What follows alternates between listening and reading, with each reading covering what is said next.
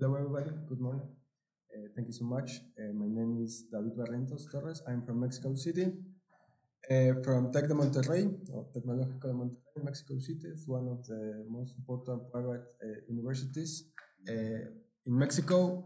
I'm a PhD student of second year, and I'm conducting a research about water leakage detection. This paper I present today, it's about a first stage of a process that I've been developing, but this is like the early stage about a review or a mini review of open access datasets for water leakage detection. Co-authors is Erick, Axel, Martinez, present here, Sergio Navarro-Tuch, and Rogelio Bustamante. So, I'm going to present this, a little bit in introduction, the datasets that I review, an overview of the search results, a discussion about this, conclusions, and further work. So, water leakage is a serious problem in cities. In Mexico City, more or less 40% of water is lost due to leakage. So, it is a big amount of water lost in the network. So recently, many data-based models has been developed.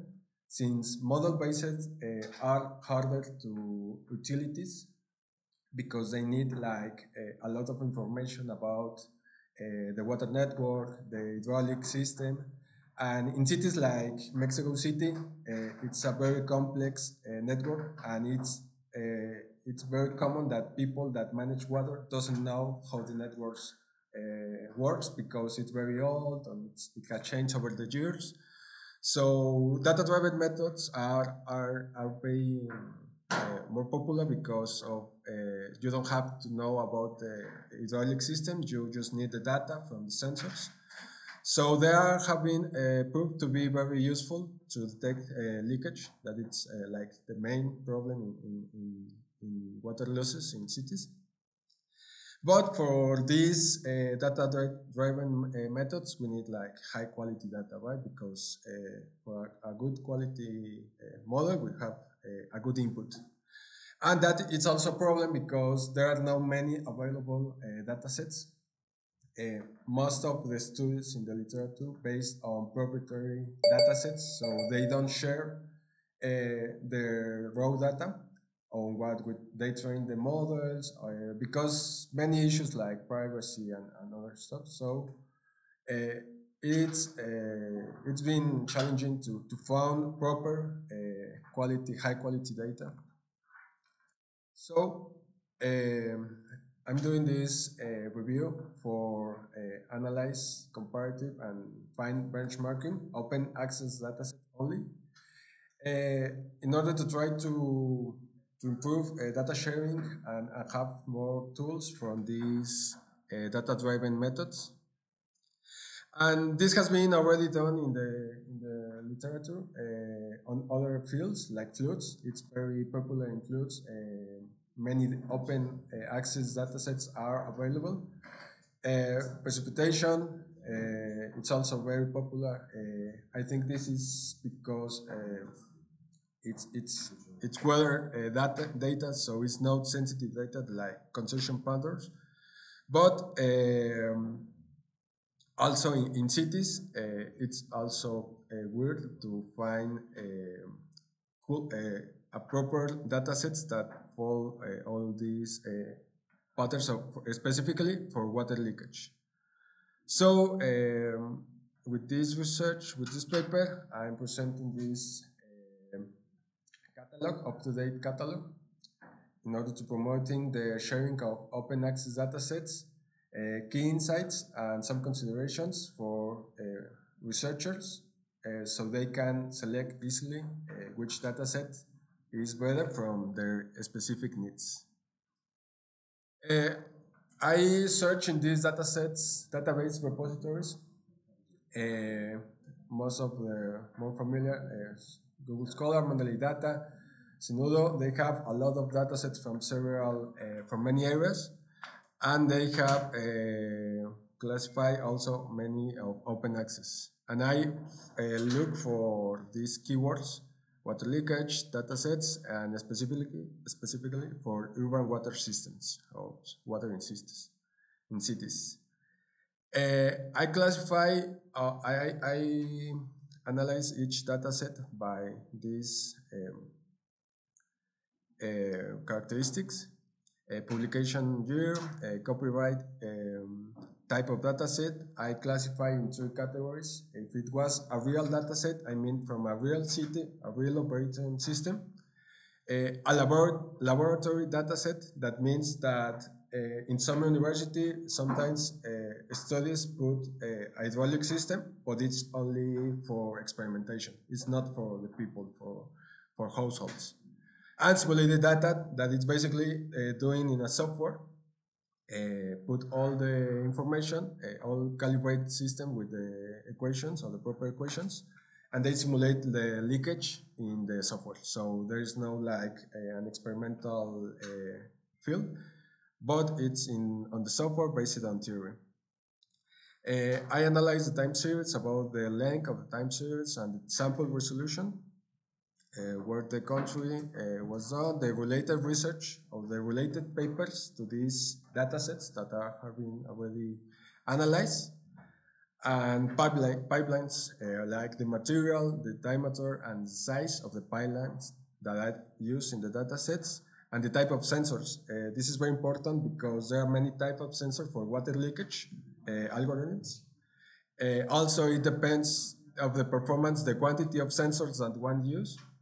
And the model of sensor is also important for the quality of the sensor that is used, the accuracy of the sensor, and the uncertainty that the sensor could have. And in how many leakage were labeled. So what I found were these 9 datasets from all these repositories. Most of them are from 2018 to now, and all they are open access, and well, they are more like simulated, and real datasets were found, but they were found around the world. And the main papers, we can see the 17 and the 30 are the most references, because these datasets has been used by many other authors. And more specifically about the inside characteristics of these datasets is that they commonly doesn't report the material of the pipe. Also, the diameter is commonly not reported. But in general, all the other characteristics are found. It's kind of diverse, the results about length, sample resolution. It's not like a specific template about it. And also, as I mentioned, the type of sensor is very important and very diverse. Acoustic loggers, accelerometers, hydrophones, and pressure sensors are very common, but also flow and level sensors. And the quantity can vary from 1 sensor to thousands of sensors. And most datasets only label one kind of leakage. This means that in the dataset it's reported just there's leakage or there's no leakage. But other works, like the first one, it reports like there is a leakage in this place from this size, from these characteristics. And that's how I mentioned that there's like several leakage labeled. So a little bit about the discussion, which one is better from the result? It depends. It really doesn't be only one dataset, because it depends of the characteristics. It depends of the application of the model that it's going to be used or to be applied. And well, I divided in these 3 big groups. That is real datasets, that they have a lot of volume, they have a lot of information and more time. Most of them were from about 1 year information. and they capture the real behavior of the system. I mean, since this is in real cities, on real zones of cities, they report changes and and they report the real behavior of people in that city, right? So this is very valuable. This is very a pro. But as a contra, there is many potential errors during data collection. Many of these data sets only label one leakage, one kind of leakage, what type. And it has like many empty spaces because since it's real, it's more difficult to collect real time and collect properly all the data.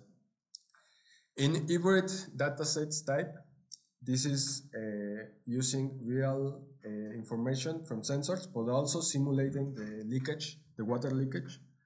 This is cool, is very good because it gets validation and feedback from real cases, from real scenarios.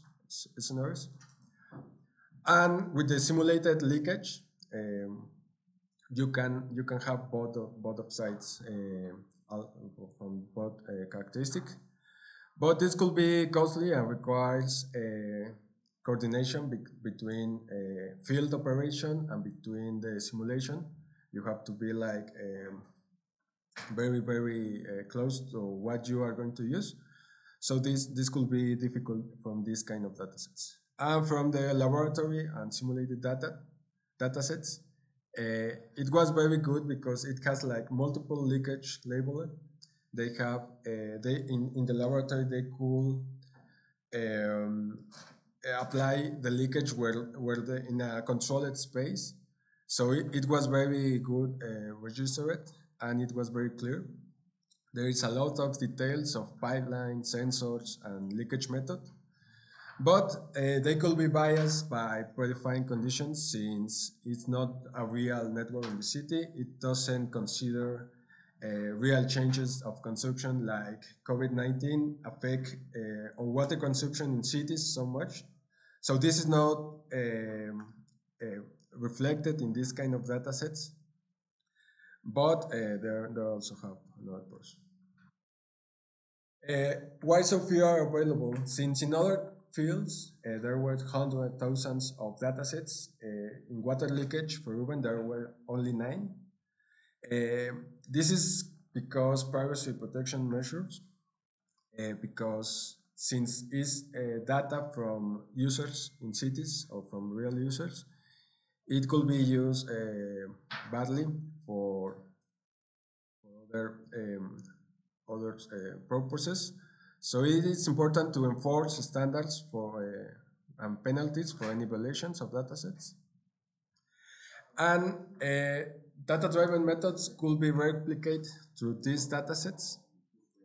This is a table of resume about the most frequent characteristic of each field from all the datasets. So the most common was real datasets. They were open, but most dataset doesn't report pipe diameter and pipe size. And they also report at 15 minutes and 1 day, use sensor pressure, and report one kind of leakage. So this is intended to be a standard in future dataset generation and dataset model selection in order to make fair comparisons of these algorithms. So as a conclusion, there is a lack of information. There is so few available datasets, and some of the available datasets lack of many important information, as I mentioned, like pipelines, characteristic. And I also there is also some like standards like use pressure data, and for example in simulated data it was very popular. All of the datasets use EPANET, that it's a software for hydraulic systems, and that is like a standard in this. So it is good to have standards because you can start to use most fair comparisons with your algorithms. And well, data collaboration is also important, not only in this field, but in many other fields, to share data sets to the community, to the scientific community, so people can use better and could use more of this information and could improve their algorithms and their methods.